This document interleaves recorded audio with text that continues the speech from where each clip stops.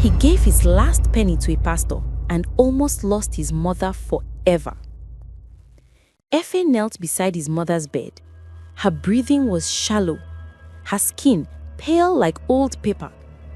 The doctors had said the operation might save her, if only he could pay 2 million naira. 2 million naira. Efe worked as a bus conductor, earning barely enough for food. Every coin he had was gone. And now, someone on TV promised a miracle. A pastor, smiling from giant billboards across Lagos, claiming he could heal the sick if you gave him your money.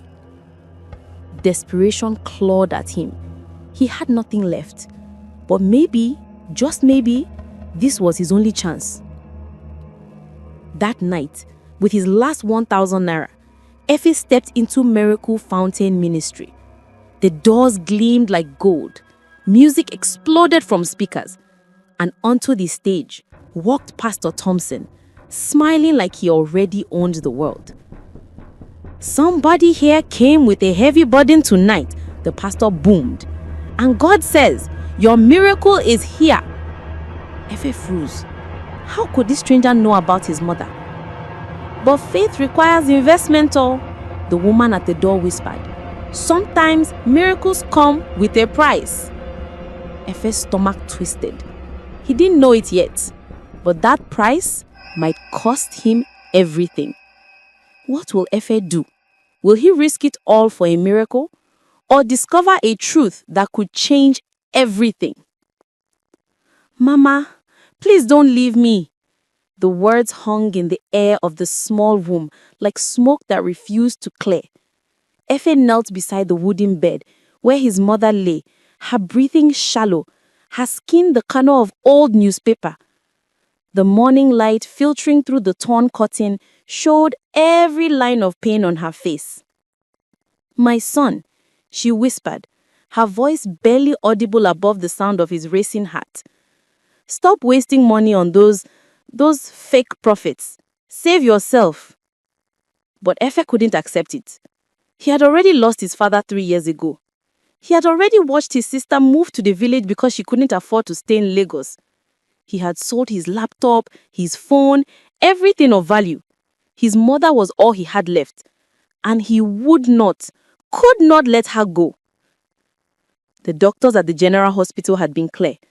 Without the operation, she had maybe 3 months. With it, she might live. But the cost? 2 million naira.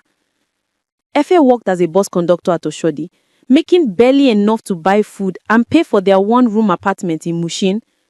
2 million naira might as well have been 2 billion naira. That's when he first heard about Pastor Thompson. Everyone in Lagos knew Pastor Thompson. His face smiled down from billboards across the city. His white Mercedes-Benz was famous in Ikeja. His church, Miracle Fountain Ministry, held services that packed 15,000 people every Sunday. But it was the testimonials that made Efe's ears burn with hope. "Pastor Thompson healed my cancer," one woman had shouted on the television.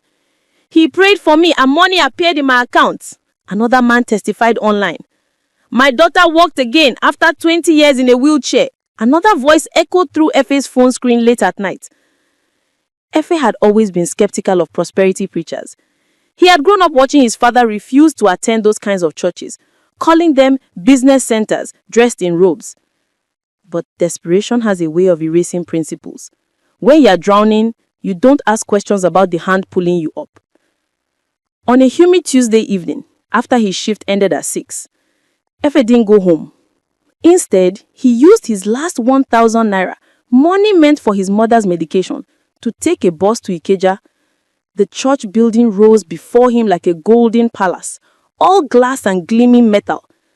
His worn sandals felt out of place on the polished marble floor. First time, a young woman in an immaculate purple suit approached him, her smile as bright as the chandeliers above. Efe nodded, suddenly aware of the sweat stains on his faded shirt. "Don't worry, brother. You've come to the right place. Pastor Thompson changes lives." She handed him a glossy brochure. "But you need to understand something. Miracles require faith. And sometimes, Faith requires investment. The word made Efe's stomach tighten. But before he could ask what she meant, the light dimmed. Music exploded from speakers that seemed built into the walls themselves. And onto the stage walked Pastor Thompson. Subscribe now to see what happens next. Will Efe find his miracle, or will he discover something that changes everything? Don't miss the shocking truth.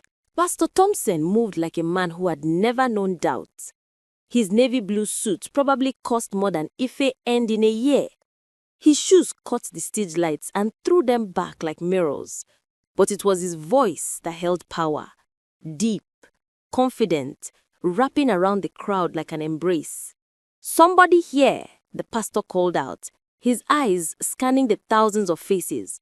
"Somebody here came with a heavy burden tonight, a sick mother, a dying hope. And God is saying to you right now, your breakthrough is here." Ife's breath caught in his throat. How did he know? Around him, people were standing, shouting, weeping. A woman to his left collapsed to her knees, speaking in tongues. A man behind him waved his checkbook in the air.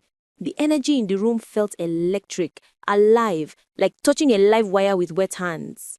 "But let me tell you something," Pastor Thompson continued, his voice dropping lower, more intimate. "The devil doesn't want you to receive this miracle. He's going to tell you that you can't afford it. He's going to tell you to hold back. But I'm here to tell you, you can't afford not to sow your seed." The phrase rang out like a bell. Sow your seed. If you had heard it before, seen it on posters, and heard it in testimonies, it meant giving money, lots of money. But the testimonies flashed through his mind, the healings, the miracles, the transformations. What if it was real? After the service, Ife found himself in a line of people waiting to speak with one of the anointed counselors. The woman who eventually called him forward wore gold jewelry that sparkled even in the dim corridor light. My mother is very sick," Ife stammered. "I need Pastor Thompson to pray for her." The woman's smile was warm but practiced. "Of course, brother. Pastor Thompson's prayers are powerful. Many have been healed. But you must understand, the pastor prays for thousands. To receive a personal prayer session, you need to demonstrate your faith." "How?" The word came out desperate. "The personal miracle prayer package is 150,000 naira. This includes a private session with Pastor Thompson, anointing oil blessed on Mount Sinai, and a miracle cloth that has raised people from their dead beds." Ife's world tilted. 150,000 naira. He didn't have 15,000 naira in his account. I don't have that much money," he whispered, shame burning his cheeks.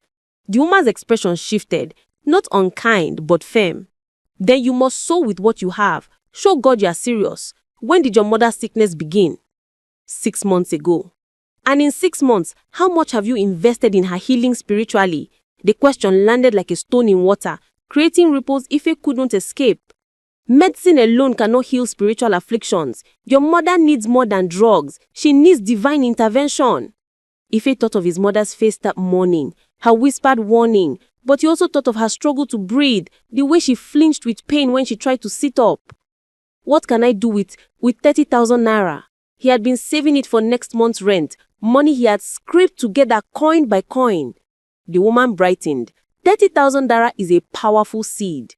That can get you into a special Sunday miracle service. Pastor Thompson will pray over you specifically. Many people have received their miracles there. Ife felt himself nodding before his mind fully agreed. The woman led him to another room where a young man in an expensive-looking shirt processed his payment on a tablet. Ife watched his savings disappear from his bank account, replaced by a receipt and a ticket to Sunday's Miracle Avalanche service. "One more thing," the woman said as he turned to leave. "Come with an offering. The bigger your faith sacrifice, the bigger your miracle. God cannot be mocked. What you sow is what you reap." Walking home that night, Ife felt two emotions warring inside him. Hope, bright and warm like sunrise, that maybe, just maybe, this would work. And fear, cold and creeping like night fog, that he had just made a terrible mistake. When he reached their room, his mother was asleep. In the darkness, he could hear her labored breathing. He knelt beside her bed and prayed harder than he had ever prayed before. "God, if you are real, if this pastor really has your power, Please, please let this work. But somewhere in the back of his mind, a small voice whispered his mother's warning. Stop wasting money on those fake prophets. Sunday couldn't come fast enough. And when it did, it would change everything.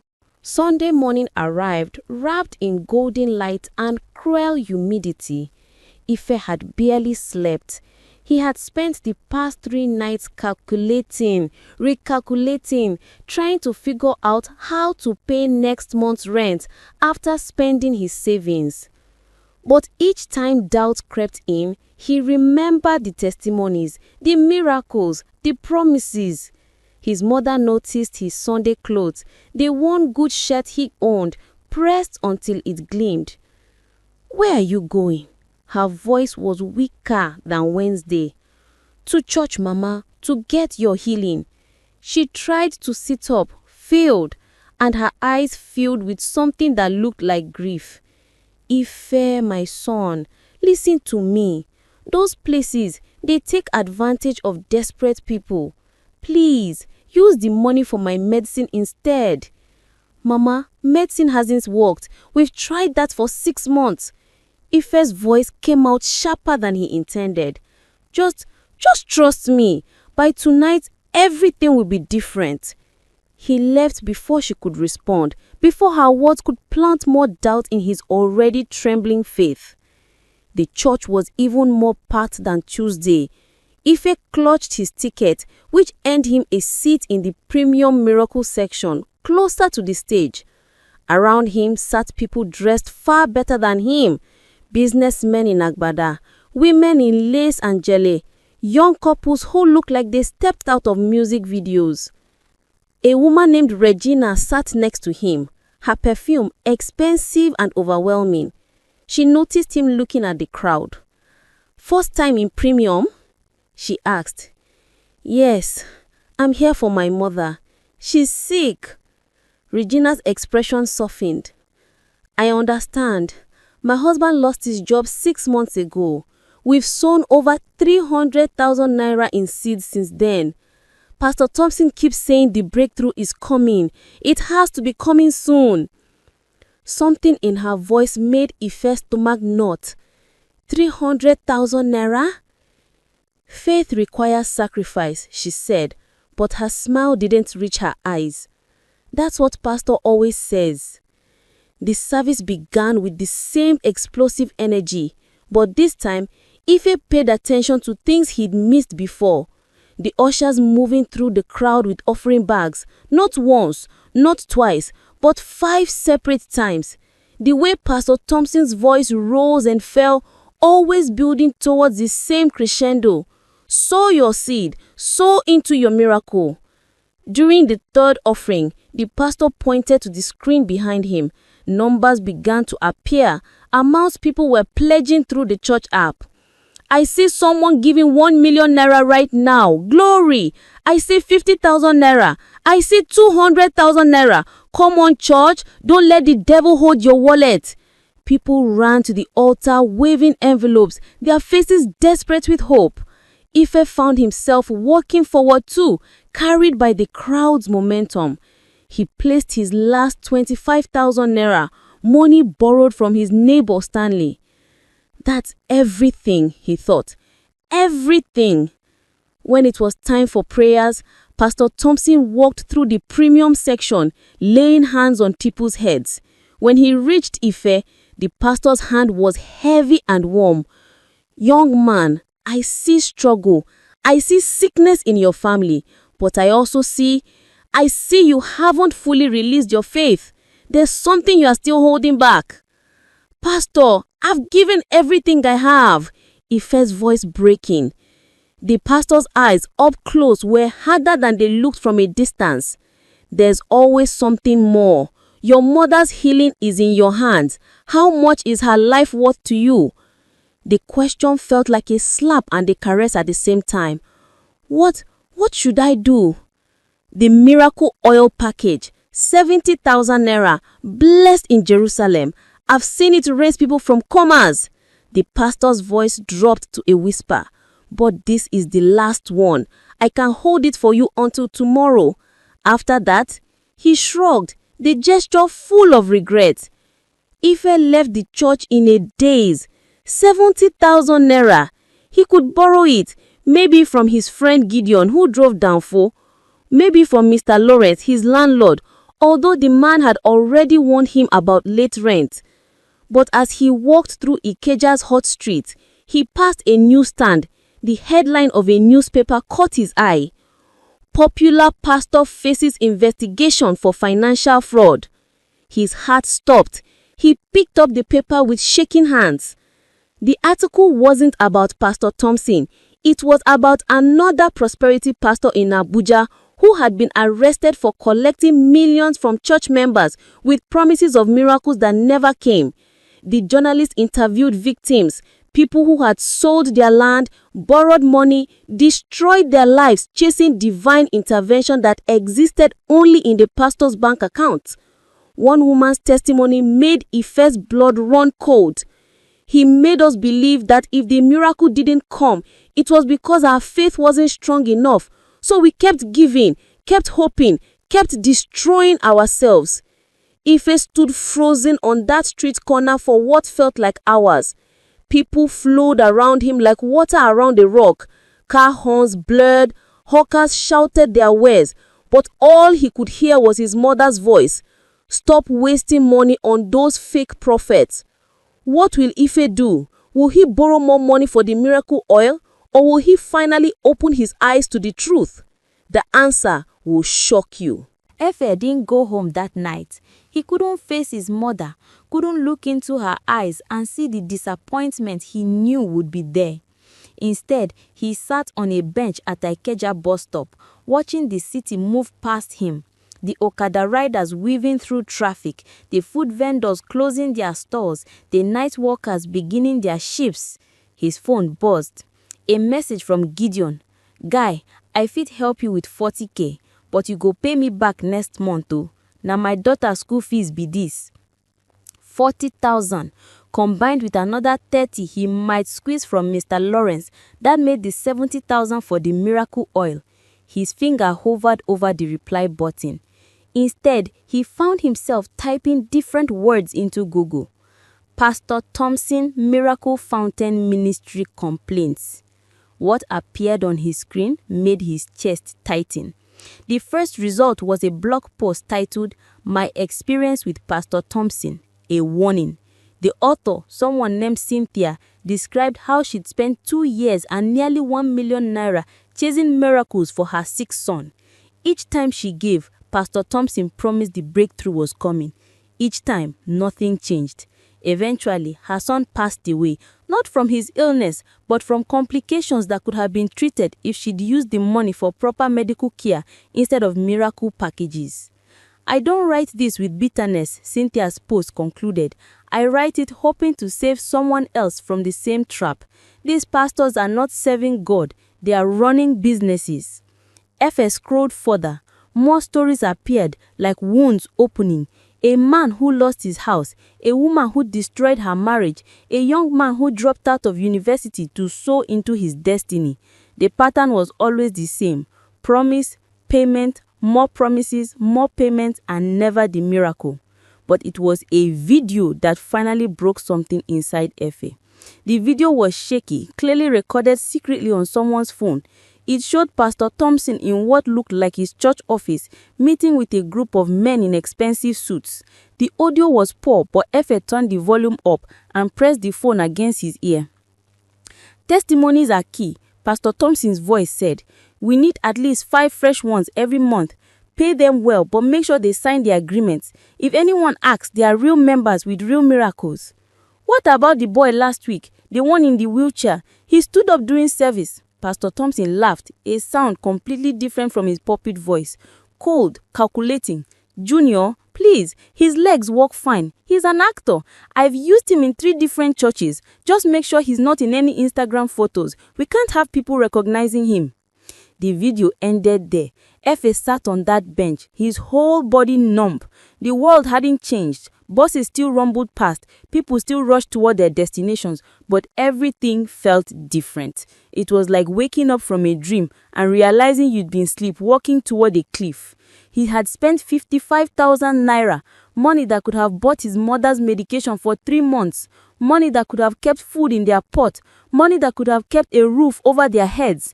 And for what? For lies wrapped in Bible verses, for theater disguised as divine intervention, for a business that traded in desperation. His phone rang. The number showed Miracle Fountain Ministry. "Hello, Brother Efe." The voice on the other end was the counselor from his first visit. "Pastor Thompson wanted me to remind you that the miracle oil package is being held for you until tomorrow evening. After that, we will have to release it to someone else. Your mother's healing is waiting. Will you be making the payment?" Efe closed his eyes. In his mind, he saw 2 paths clearly. One led to more borrowing, more spending, more chasing after promises that would never come true. That path ended with his mother still sick and him drowning in debt. "Brother Efe, are you there?" "Yes," Efe said, his voice steady for the first time in weeks.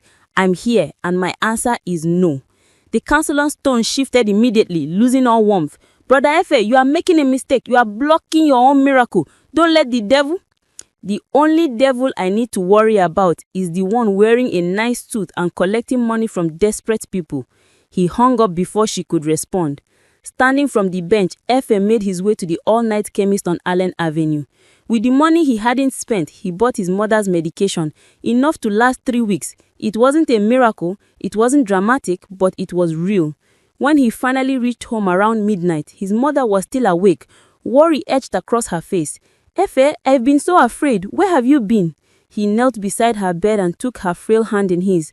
"Mama, I'm sorry. I'm so sorry. You were right about everything."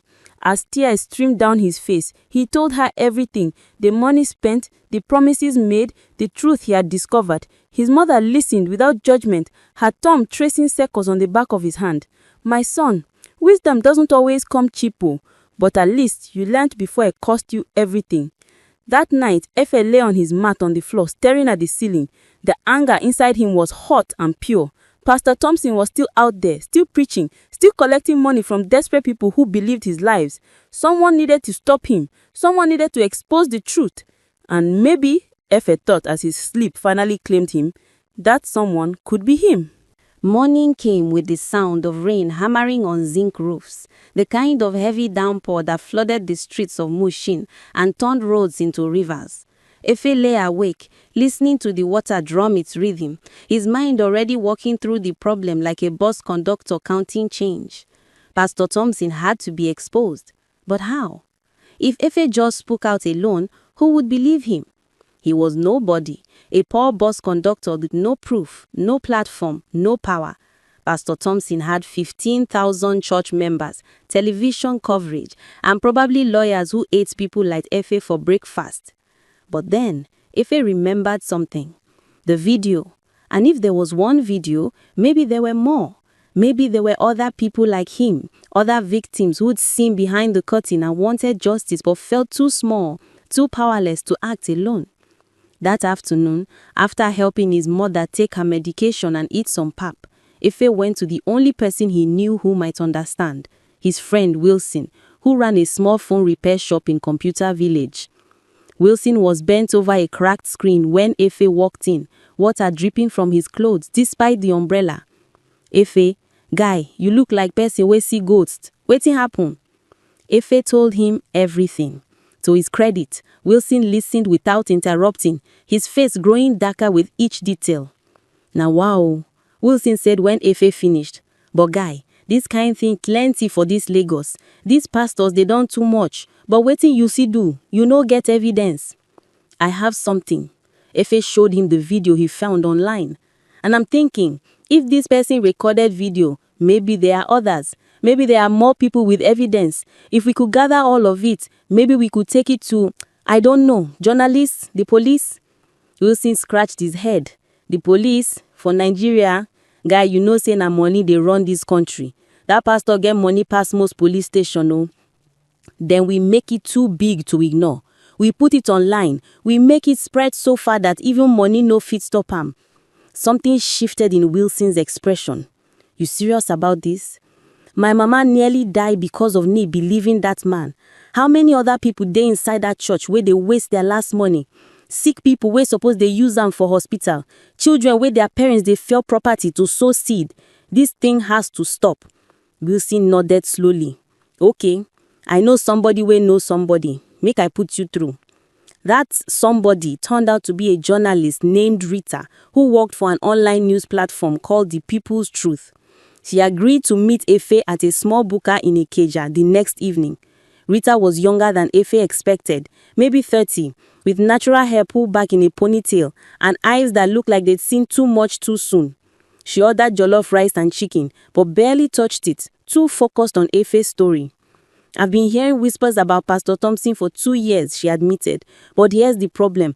People are scared to go on record. He has threatened legal action against critics before. He's well connected. And honestly, many people don't want to believe their pastor is fake. They've invested too much, emotionally, financially, to accept that they've been deceived. So what can we do? Ife felt frustration rising in his chest. We need multiple witnesses. We need financial records showing where the money goes. We need more than one secret video. We need... Rita paused, studying Efe's face carefully. We need someone to go back inside, someone to gather evidence from within. The suggestion hung in the air between them like smoke. You want me to go back to that church? Efe's voice came out higher than intended. Not just attend. We need you to join their inner circle. Volunteer. Get close to the counselors, the administrators. These ministries keep records, receipts, member databases, testimony scripts. If we can get copies. Rita leaned forward. Look, I understand if you can't. It's risky. But if you're serious about stopping him, this is the only way. Ife thought about his mother lying in that bed, about Cynthia, who lost her son, about Regina in her expensive perfume, already 300,000 naira deep and sinking further. About every person sitting in that church, believing their breakthrough was one more payment away. What do I need to do? He asked. Over the next hour, Rita laid out the plan. Efe would return to Miracle Fountain Ministry, but this time as a volunteer. He would pretend his mother had been healed, a fake testimony to gain their trust. Once inside, he would document everything. How they coached testimonies, where the money went, the tactics they used to manipulate members. Rita would provide him with a small camera disguised as a pen and teach him how to safely transfer information. One more thing Rita warned as they prepared to leave. If they discover what you're doing, it won't just be embarrassing. These people protect their money streams viciously. You could face threats, legal action, or worse. Are you absolutely sure? If he thought about the easy path, walk away. Forget about Pastor Thompson. Focus only on helping his mother with what little money he could earn each day. It would be simpler, safer. But he also thought about something his father used to say before he died. A man who sees evil and does nothing becomes part of that evil. I'm sure, he said.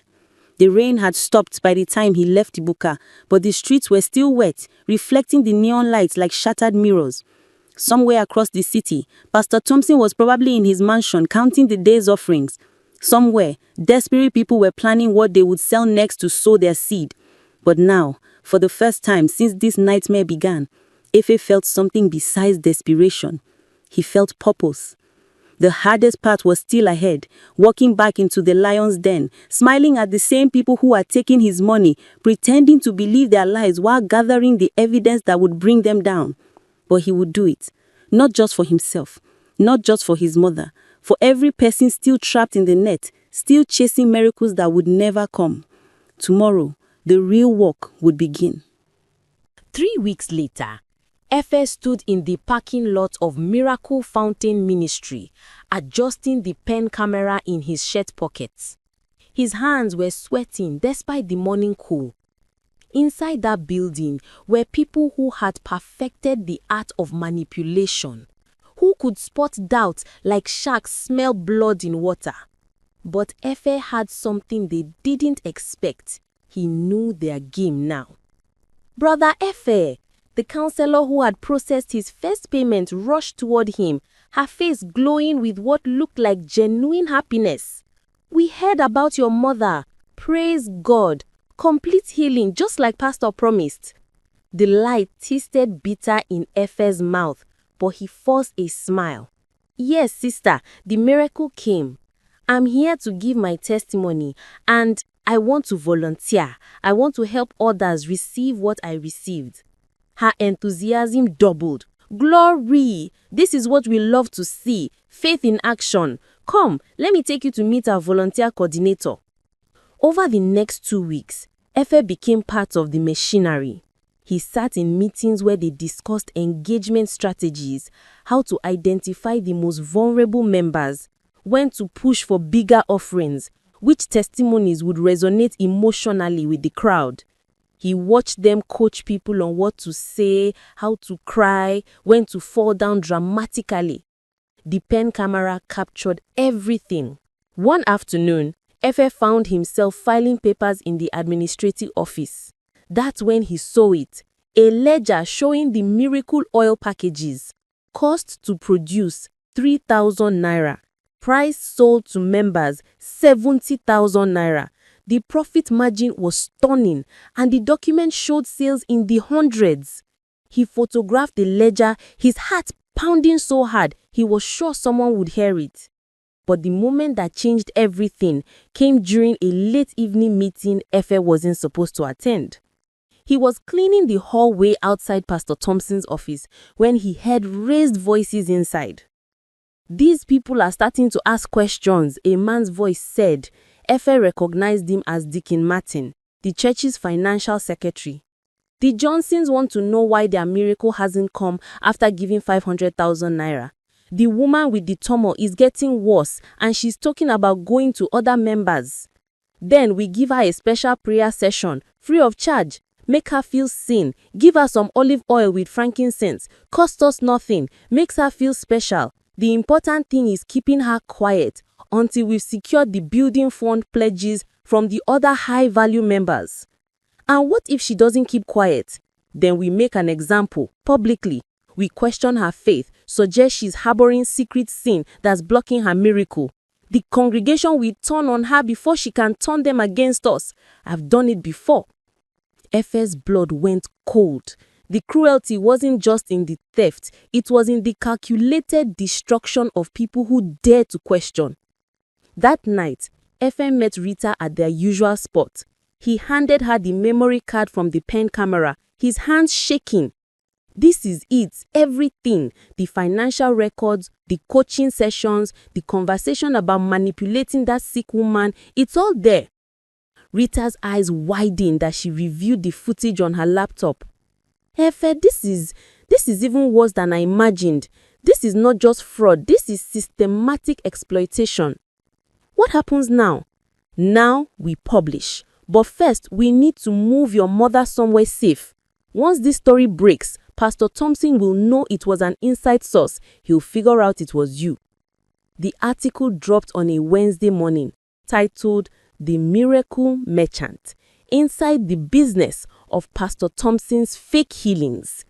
Rita's platform published the videos, the financial records, the testimony scripts, everything. Within hours, it had spread across social media like wildfire. News stations picked it up. Other victims began coming forward with their stories. The comment section filled with thousands of people sharing their experiences, their losses, their anger. By evening, Pastor Thompson had released a statement calling it persecution from the enemy and fake news designed to destroy God's work. But the evidence was too damning. Video doesn't lie. Bank statements don't lie. The testimonies of dozens of victims, all telling variations of the same story, that doesn't lie. The police announced an investigation. The Economic and Financial Commission Crimes opened a file. Major television networks began investigating prosperity gospel churches across the country. But the real miracle happened in smaller ways. A woman named Flora called Rita's office crying with relief. She had been about to sell her late mother's land to sow a seed for her daughter's university admission. The article made her stop, think, and instead she used that money for proper exam preparation. Her daughter got into university through her own merit. A man named Bola wrote on Facebook, "I was 3 days away from taking a loan to buy Pastor Thompson's business breakthrough package. These articles saved my family." Hundreds of similar stories poured in, lives saved not by miracles but by truth. If this story is touching your heart, hit that subscribe button right now. because the best part is coming and you don't want to miss how this ends. Click subscribe. 2 months after the article published, Efe sat beside his mother's bed in a government hospital. Not the general hospital, where they'd first received the diagnosis, but a teaching hospital, where Rita's article had connected them with doctors who agreed to perform the operation at a reduced cost, with payment plans Efe could actually manage. The surgery wasn't a miracle. It was medicine. Hours of careful work by skilled surgeons. But when his mother woke up afterward, weak but alive, her eyes clear for the first time in months, Efe felt something he'd forgotten. Real hope. "My son," she whispered, squeezing his hand. "You did a good thing. A brave thing." "I almost destroyed us, Mama. I almost threw everything away believing in lies. But you didn't. And now, how many others won't make the same mistake? How many families will keep their money, keep their hope, keep their dignity?" She smiled, tired but genuine.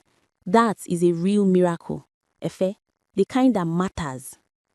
Pastor Thompson eventually fled the country before he could be arrested, reportedly to Ghana, where he started another ministry under a different name. But his church in Lagos was shut down. The building was seized, and across Nigeria, people began asking harder questions of their spiritual leaders. The investigation revealed that Pastor Thompson had collected over 3 billion naira over 5 years. Most of it had gone to personal luxuries, houses, cars, investments abroad. Less than 5% had gone to actual charity work. Efe never got his money back. That 55,000 naira was gone forever. But in a strange way, he came to see it as tuition, the cost of an education that money couldn't buy from any school. He learned that true faith doesn't require receipts, that real miracles rarely look dramatic. They look like doctors walking through the night, like friends who lend money without being asked, like communities that rally around those in need. He learned that desperation makes people vulnerable, and there will always be predators who dress in robes and speak in scripture to exploit that vulnerability. Most importantly, he learned that ordinary people have power.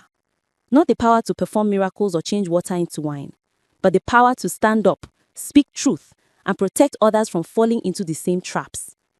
6 months later, Efe quit his job as a bus conductor. Rita's news platform hired him as a community correspondent, investigating stories of exploitation and giving voice to people who couldn't speak for themselves. The pay wasn't much better, but the purpose made every day feel significant. His mother recovered slowly but steadily. She still had difficult days, but she was alive. And on her good days, she would sit outside their room, a slightly better one now, with a window that actually opened, and tell neighbors about her son who stood up to a fake prophet. "Not every hero wears a cape," she'd say, her voice proud and strong. "Some wear second-hand shirts and carry the courage to do what is right even when it's hard." If you're going through hard times right now, sickness, financial struggle, seemingly impossible challenges, remember this. The answer isn't in sending money to people who promise miracles. The answer is in facing your situation with clear eyes and taking practical, honest steps forward. Real faith doesn't make you foolish. Real faith makes you wise. It gives you strength to endure, courage to keep trying, and wisdom to recognize truth from lies. If someone is asking you to pay for miracles, to buy anointing oil, to sow seeds for breakthroughs, stop, think, ask questions. Real spiritual leaders serve you. They don't milk you. And if you ever feel powerless against injustice, remember Efe, one person with courage and truth can start a wave that changes everything. Your breakthrough might not look like a miracle. It might look like a good doctor, a helpful friend, or an opportunity that comes from hard work, or simply the strength to keep going one more day. But those quiet victories are more real, more lasting, and more valuable than any theatrical miracle sold from a stage. I hope you enjoyed this story. Kindly share your thoughts about this story with me in the comment section below. Give this story a thumbs up and share this video with your loved ones. Subscribe to this channel if you haven't done so by now. Thanks for watching.